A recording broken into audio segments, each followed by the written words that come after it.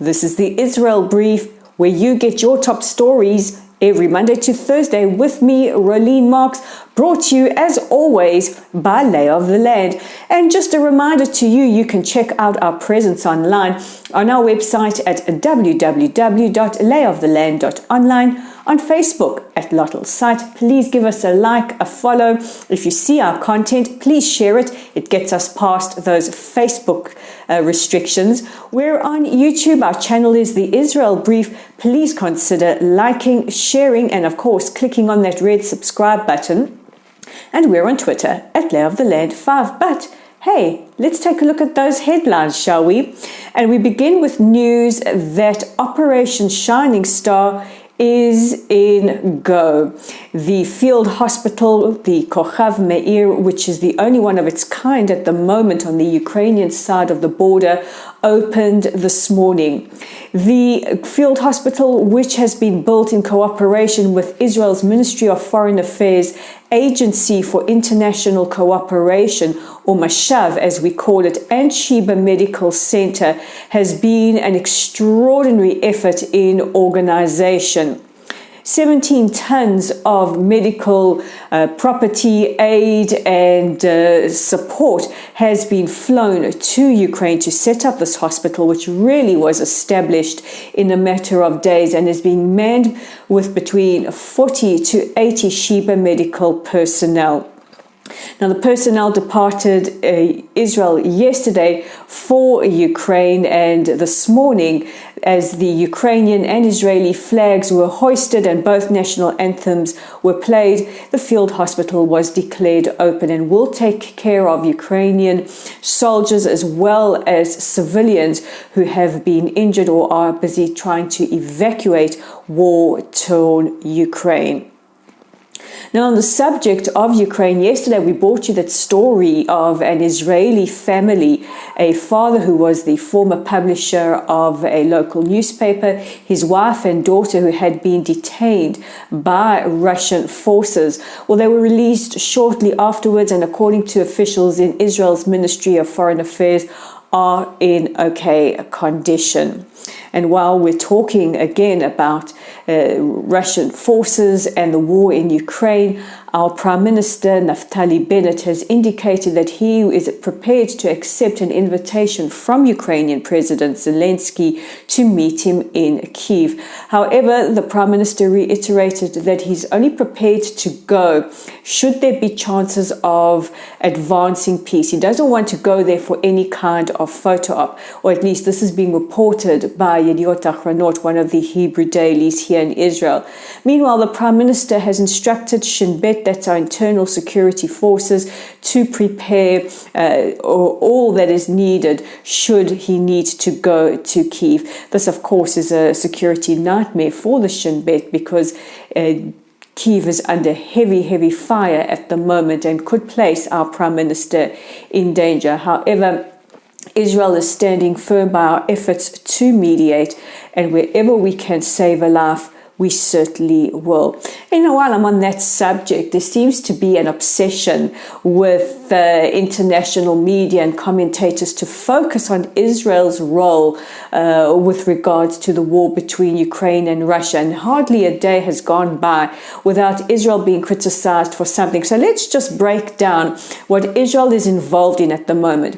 We are a mediator. We're not the only mediator, but according to the Financial Times, we are the lead mediator. We have sent over 100 tons of humanitarian aid, as well as you heard just now, our field hospital, the Kochav Meir, and we also have United Hatzolah, Zaka, Israel Aid, countless organizations, the Jewish Agency, our diplomats stationed on points all across the border, and incredible efforts from Israel to Ukraine to provide humanitarian assistance. We also co-sponsored the resolution at the UN General Assembly condemning Russia's invasion of Ukraine. Israel has also accepted an extraordinary amount of refugees And according to Israel's population authority, nearly 14,000, and only 5,000 of them are eligible for citizenship under the law of return, which is a reminder to many watching this that the majority of refugees are not Jewish. They will be given refuge in Israel until such time it is safe for them to return to Ukraine. And also a reminder that Israel is not a bordering country. Israel has also condemned Russia's invasion of Ukraine, our foreign minister, our health minister, and various other ministers. And if people are going to focus why Israel is not sending military aid, the answer is pretty simple. First of all, we are a mediator, which means we have to be very careful to maintain some kind of open dialogue, not just with Ukraine, but with Russia as well. We also have the very precarious position of having Russian troops on our border as they control Syrian airspace. And also, the Iron Dome is not the right weaponry to deal with the type of bombardments that Russia is hitting Ukraine with. So our advice to anyone who wants to point fingers at Israel, please follow Israel's English media. All the information is there, the analysis is there, the self-criticism is there, all your questions are answered there. Just a short little rant, because we've seen on social media this absolutely disproportionate focus once again on Israel in a conflict that doesn't involve us. But on to more positive news, and it was announced yesterday by Israel in Singapore that for the first time since the two countries established ties in 1965, Singapore will be opening an embassy in Israel. Now, it's very interesting because ties between the two countries are very, very good, and we cooperate on a number of fronts, including security and various other different industries. But the reason that Singapore hasn't opened an embassy to date is because the country is bordered by both Malaysia and Indonesia, two very, very big Muslim countries. But this hasn't detracted from the strong ties Singapore enjoys with Israel. So yesterday, in a meeting between the Singaporean foreign minister and our foreign minister, this was announced. It is truly, truly extraordinary and wonderful news. And it comes as no coincidence that we have heard murmurings of Israeli officials visiting Indonesia. So, of course, we are all watching to see what developments on that front could possibly bring. But while we're talking about developments, happening as we speak is another absolutely historic moment, and that is the first trilateral summit between the United Arab Emirates, Egypt, and Israel. Our Prime Minister Naftali Bennett is meeting with Crown Prince Mohammed bin Zayed of the United Arab Emirates and President of Egypt El-Sisi.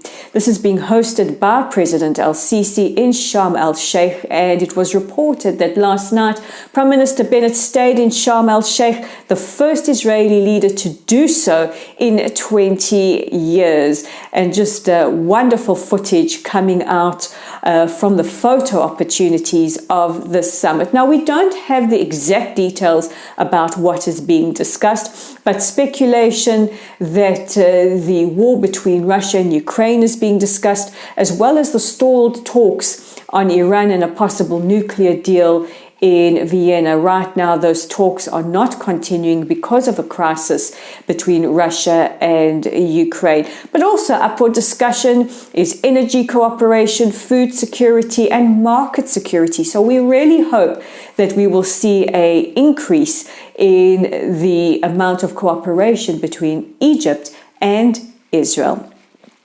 And our final story is really a question, rather, and Is Israel currently experiencing the coldest March in 100 years? Well, according to some pundits, we are. Temperatures are an average 7 to 8 degrees colder than they normally are. I mean, it's very unusual to be wrapped up in so many layers this time of the year.